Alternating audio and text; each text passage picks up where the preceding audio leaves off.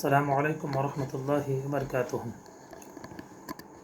الحمد للہ رب العالمین والعاقبۃ للمتقین والصلاة والسلام علی من کان نبیا وآدم بین الماء والطین، اما بعد فاعوذ باللہ من الشیطان الرجیم، بسم اللہ الرحمن الرحیم۔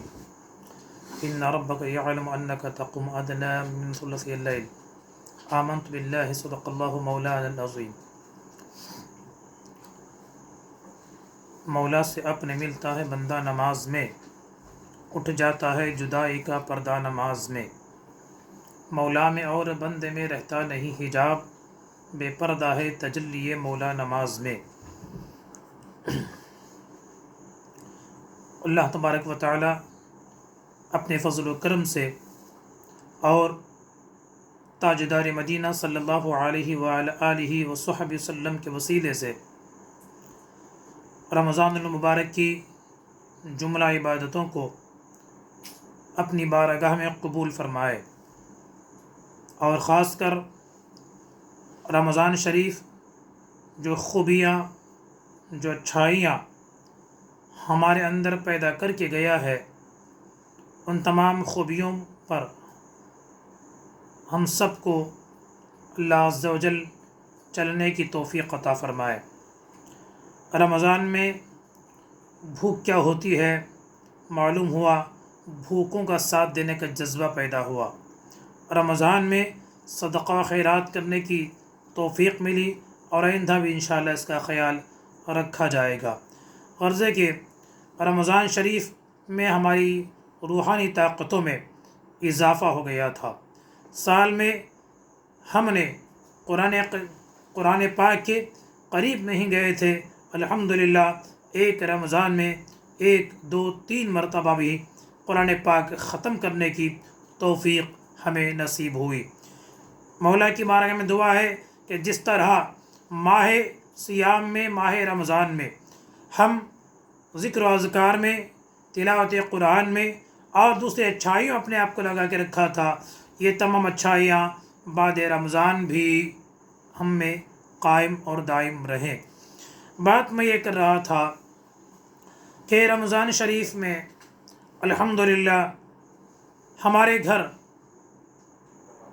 صبح صادق سے پہلے ہی ہمارے گھروں میں رونقیں پھیل جاتی ہیں۔ صبح 3 بجے سے پہلے ہمارے گھر کے بچے بچیاں بیدار ہوتی ہیں۔ سحری کا ایک خوبصورت سما گھر کے اندر ہوتا ہے۔ سحری کے بعد نماز، اس کے بعد بچوں کا تلاوت قرآن، اس کے بعد پھر تھوڑی دیر تک بیٹھ کر ذکر و اذکار، سورج نکلنے تک انتظار کرنا، پھر 2 رکعت چاشت کی پڑھنا، صلاۃ الاشراق کی 2 رکعت پڑھنا، پھر آرام کرنا، یہ الحمدللہ اکثر و بیشتر ہمارے گھروں کا معمول رہا ہے۔ میری یہ خواہش ہے کہ یہ جو کام ہم نے رمضان میں کیے ہیں، یہ رمضان کے بعد بھی جاری اور ساری رہنا چاہیے۔ تاجدار مدینہ صلی اللہ علیہ وسلم کی ایک حدیث پاک ہے، اللہ کے حبیب فرماتے ہیں آپ کی بارگاہ میں ایک شخص کا تذکرہ کیا گیا کہ وہ صبح تک سوتا رہتا ہے۔ ایک آدمی کا ذکر اللہ کے رسول صلی اللہ علیہ وسلم کی بارگاہ میں ہوا کہ یا رسول اللہ، ایک بندہ ہے جو سورج نکلنے تک سوتا ہے، تو آقا فرماتے ہیں اس کے یہ ایسا شخص ہے کہ اس کے کان میں شیطان پیشاب کر دیتا ہے۔ فجر کے سورج نکلنے تک سونے کی جسے عادت ہوتی ہے، اس کے کان میں شیطان پیشاب کر دیتا ہے۔ آج کل یہ ہمارا ماحول ہے، خاص کر ہمارے نوجوان ساتھی الحمدللہ جو فجر کے عادی ہیں، وہ تو عادی ہیں ہی، اللہ ان کو اس پر استقامت عطا فرمائے، لیکن بہت سارے فجر کے عادی نہیں ہوتے ہیں۔ سورج نکلنے کے بعد یا 7 8 بجے اٹھنے کی ان کی عادتیں ہوتی ہیں، نمازوں کو قضا کرنے کی ان کو عادت پڑ چکی ہے۔ خاص کر ہمیں چاہیے کہ اسلامی قانون پر، شریعت مصطفیٰ پر، تاجدار مدینہ صلی اللہ علیہ وسلم کے احکامات پر اللہ ہمیں سختی کے ساتھ قائم رہنے کی توفیق عطا فرمائے۔ اس لیے میں نے آج نماز تہجد کو لے کر آپ کے سامنے آیا ہوں۔ یہ بڑی برکتوں والی نماز ہے۔ جو تہجد کا پابند ہوتا ہے وہ کسی بیوٹی پارلر کو اس کو جانے کی ضرورت نہیں پڑتی ہے۔ اس کو خوبصورت بننے کے لیے کہیں کسی چیز کے استعمال کی ضرورت نہیں ہوتی ہے، کہ جو تہجد کا پابند ہوتا ہے اس کے چہرے پر رونق ہوتی ہے، خوبصورتی اس کی بڑھتی جاتی ہے۔ اس لیے قرآن پاک کی جو آیت کریمہ میں نے آپ لوگوں کے سامنے پڑھی، تلاوت کی، اس کا ترجمہ ہے بے شک تیرا رب جانتا ہے کہ تو 2/3 رات کے قریب کھڑا ہوتا ہے۔ دوسری آیت کریمہ ہے تحقیق رات کا اٹھنا نفس کو کچلنے کے لیے بہت سخت ہے اور کام کو بہت درست رکھنے والا ہے۔ جو رات میں نماز کے لیے اٹھ جاتے ہیں وہ اس کا نفس کمزور ہوتا ہے اور ساتھ ہی ساتھ اس کے سارے کام درست ہوتے ہیں۔ تیسری جگہ پر رب ارشاد فرماتا ہے تتجافى جنوبهم عن المضاجع، ان کی کروٹیں بچھونوں سے دور ہوتی ہیں۔ ایک اور آیت کریمہ میں رب ارشاد فرماتا ہے کیا جو شخص رات کے وقت بندگی کرتا ہے۔ پھر ایک جگہ ارشاد ہے والذین یبیتون لربہم سجدا وقیاما، اور وہ لوگ جو اپنے رب کے لیے رات کو سجدہ کرتے ہیں اور قیام کرتے ہوئے راتوں کو گزارتے ہیں۔ ان الذین آمنوا یا ایھا الذین آمنوا استعینوا بالصبر والصلاۃ، اے مومنو نماز اور صبر سے مدد طلب کرو۔ مفسرین فرماتے ہیں یہاں نماز سے نماز تہجد مراد ہے۔ عزیزان ملت، میرے عزیز نوجوانوں، ماؤں اور بہنوں، رمضان شریف میں رات کے آخری پہر میں 3 بجے سے پہلے آپ کا اٹھنا یقیناً ایک پسندیدہ عمل ہے۔ آپ اسے جاری رکھیں، کم سے کم 1-1.5 گھنٹہ پہلے آپ کو اٹھنے کی ضرورت نہیں ہے۔ فجر سے پہلے، اذان فجر سے آدھا گھنٹہ پہلے آپ اٹھیں، اللہ کی عبادت کے لیے تیار ہو جائیں۔ تو آپ نے ابھی قرآن پاک کی بہت سارے آیتیں سنی ہیں کہ آپ کو ہر جگہ انشاءاللہ ترقیاں اور برکتیں نصیب ہوتی ہیں۔ حدیث پاک میں ہے تاجدار مدینہ صلی اللہ علیہ وسلم ارشاد فرماتے ہیں کہ جب انسان رات کو سونے کے لیے بچھونوں پہ آتا ہے تو شیطان اس پر 3 گانٹھ لگا دیتا ہے اور کہتا ہے سو جا سو جا، رات لمبی ہے، صبح ہونے کے لیے بھی کافی ٹائم ہے۔ اس طرح وہ آپ کو سلاتا رہتا ہے۔ اگر بندہ بیدار ہو جاتا ہے تو اس کی پہلی گانٹیں کھل جاتی ہے، اور اٹھ کر وضو کر لیتا ہے تو اس کی دوسری گانٹیں بھی کھل جاتی ہے، اور جب وہ نماز کے لیے کھڑا ہوتا ہے تو اس کی تیسری گانٹ بھی کیا کہتے ہیں وہ کھل جاتی ہے۔ اور آگے فرماتے ہیں جو بندہ صبح کے وقت میں فجر کے ٹائم میں اٹھنے کا جو عادی ہوتا ہے اس کا دن خوشی کے ساتھ گزرتا ہے، مسرت کے ساتھ گزرتا ہے، اور جو فجر کے ٹائم میں سورج نکلنے تک جو سونے کا عادی ہوتا ہے تو وہ سارا دن سست اور بدمزاج رہتا ہے۔ آج اکثر گھروں کی یہ شکایت ہے کہ ہمیں برکتیں نہیں ہیں، ہمیں ترقیاں نہیں ہیں، ہمیں سکون نہیں ہے۔ آقا علیہ السلام فرماتے ہیں فجر کے ٹائم تک سوتے رہنا، سورج نکلنے تک سوتے رہے، انسان کو کاہل اور سست بنا دیتا ہے۔ آقا دو جہاں صلی اللہ علیہ وسلم ارشاد فرماتے ہیں کہ شیطان کے پاس 3 چیزیں ہوتی ہیں، ایک میں ناک میں ڈالنے کی دوا ہوتی ہے، اور چاٹنے کی دوا ہوتی ہے، اور اس کے پاس وہ سفوفر پاؤڈر ہوتا ہے۔ کہتے ہیں کہ جو دوائی ناک میں ٹپکاتا ہے وہ بد خلق ہو جاتا ہے، اس کے اخلاق برباد ہو جاتی ہیں۔ चाटने वाली दवाई जिसे दे देता है उसके भी अखलाक ख़राब हो जाते हैं और वो बदज़ुबान हो जाता है। नाक में डालने से बदखल्क होता है, ज़ुबान में चटाने से वो बदज़ुबान होता है। बड़ों की तमीज़ नहीं, छोटों की तमीज़ नहीं, अपनों की तमीज़ नहीं, बेगानों की तमीज़ नहीं, जो चाहे जैसा चाहे वो बकना शुरू करता है। और तीसरी इसके पास छिड़कने वाली दवा होती है, वो छिड़कता है तो आदमी फजर तक सोता रहता है। इसलिए अज़ीज़ान मिल्लत इस्लामिया, ताजदार मदीना सल्लल्लाहु अलैहि वसल्लम जो सबसे ज़्यादा आपसे मोहब्बत फरमाते हैं। आपने सुना है ना कि महशर के मैदान में नफ्सी नफ्सी का आलम होगा। अंबिया इकराम अलैहिमुस्सलाम भी नफ्सी नफ्सी कहते हैं। हम अपने अब्बू से जाके कहेंगे हमारी मदद करो तो वो भी कहेंगे कि मैं तुम्हें पहचानता नहीं।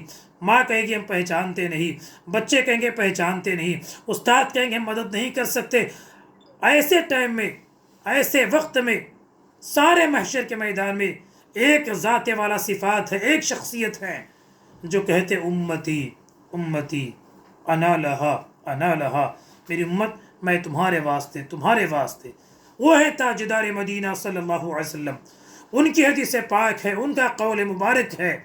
वो फरमाते हैं रात की 2 रकातें, रात की 2 रकातें दुनिया और उसके सारे सामान से बेहतर हैं। अगर मेरी उम्मत पर मुशक्क़त न होती, तकलीफ़ न होती, तो मैं रात की ये नमाज मेरी उम्मत पे मैं फ़र्ज़ कर देता। इसलिए आक़ा दो जहां सल्लल्लाहु अलैहि वसल्लम हज़रत सैयद मुग़ीरा बिन शुअबा से रिवायत है, हमारा अक़ीदा यही है कि अल्लाह अज़्ज़ व जल अपने हबीब सल्लल्लाहु अलैहि वसल्लम को मासूम बनाए। तमाम अंबिया इकराम अलैहिस्सलाम मासूम हैं, मासूम हैं।